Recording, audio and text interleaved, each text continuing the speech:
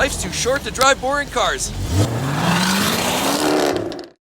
Hey, spring is in the air and there's some great new cars in the BMW lineup, but there's one that really stands out, and today I'm going to do a walk around, share with you some of the specifications and my first impressions of the brand new BMW M4 Competition. Let's get into it now. So without further ado, let's just get right into my first impressions of the brand new M4 Competition, which here it is. As you can see, it's got an entirely new revised grille, and we'll talk about what I believe and how I feel about the new look. But let's talk about some of the specifications first. This has the new S58, which is a spin-off of the modular B58 that you'll find in many of the 40 series BMWs. So this one, instead of having the twin scroll single turbo, this actually has twin turbos single scroll. So there's two turbochargers tucked under the hood, and it makes about 473 horsepower in base trim, or up to about 500 horse in the M4 Competition, as we see right here. Now, what's really interesting about this car is it's got some great upgrades from last year's models. Instead of the double clutch transmission, now we have an 8-speed ZF Auto, which essentially is very similar to the one you'll find in the current generation M5. Very tunable, very fast, slick shifting, and it's actually as good or better than a dual clutch gearbox. You can also get this in a 6-speed manual tranny, so you can roll your own gears, which is great. And later this year, you're able to actually as well get an all-wheel drive version, so an MX version, which is tunable and you could actually deactivate with the flick of a switch. Now, where do the new cars fall in pricing? Well, the base model is about $72,700, and the upgraded M Competition is actually around $75,700, and they're both up a little bit from last year's model. So what is this all good for in terms of performance? Lots. 0 to 60, 4.1 in base model, and 0 to 60 in about 3.7 in the Competition trim, which we have right here. But let's look at this in a little more detail.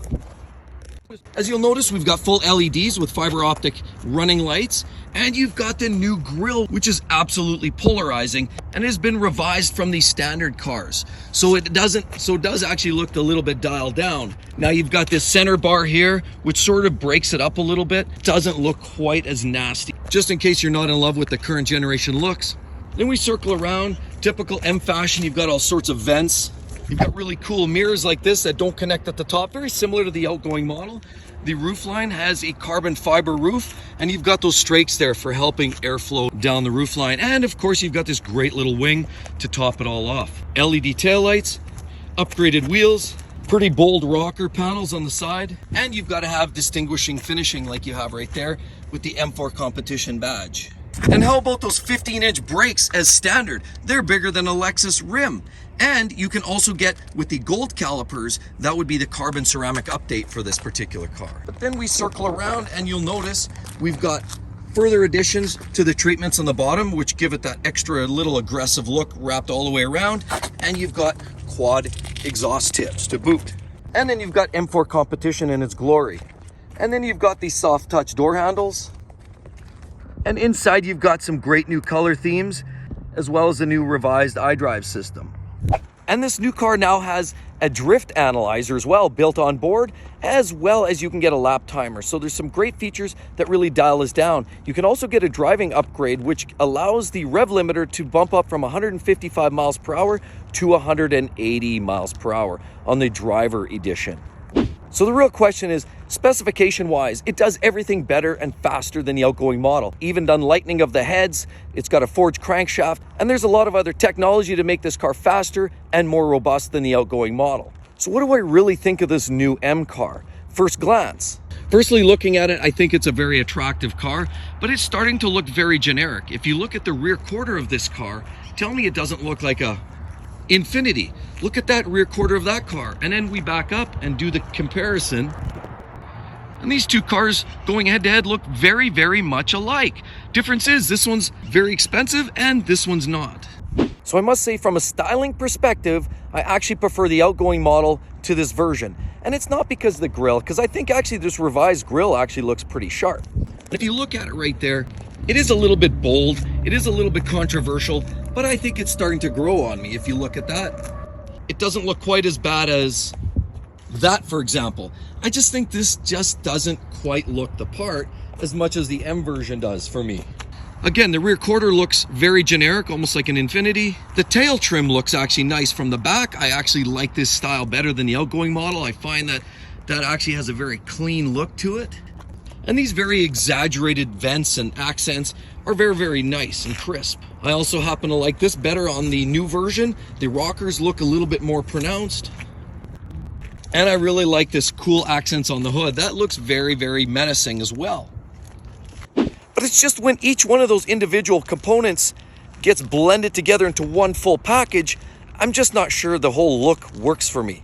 Now, from a performance standpoint, there's no question in my mind. This car is way better in every single way. Like, for example, even the standard brakes have 6-pot calipers, so they'll chomp harder on these brakes than a pit bull on a piece of meat.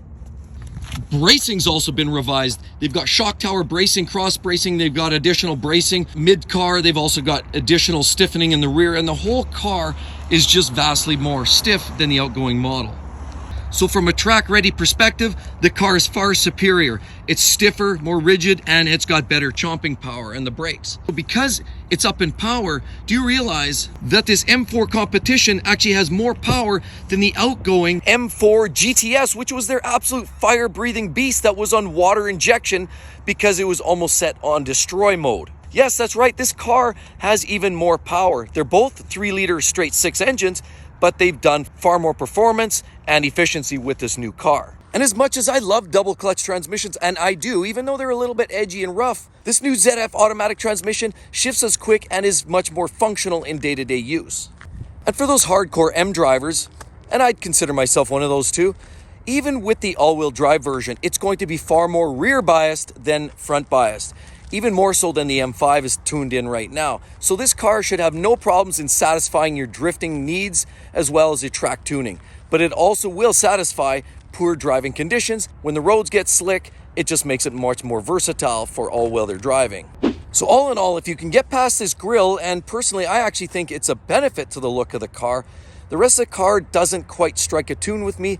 And I've also had a look at the current generation M3 and compared it to this M4, and personally I actually like the sedan better. I do believe the lines flow better. I think the car looks more balanced, and this coupe does start to look a little bit more generic, as I mentioned, compared to an Infiniti. With all of that said, guys, this truly is a winner car, and I think BMW has still continued to satisfy the whims of the true BMW M enthusiast. And just in case this car is just a little more than you wanted to spend, or maybe you didn't want a car just this aggressive, be sure to check out my first impressions video of the brand new 4 with the revised grille. Hope to see you guys real soon. Catch you then. Bye-bye.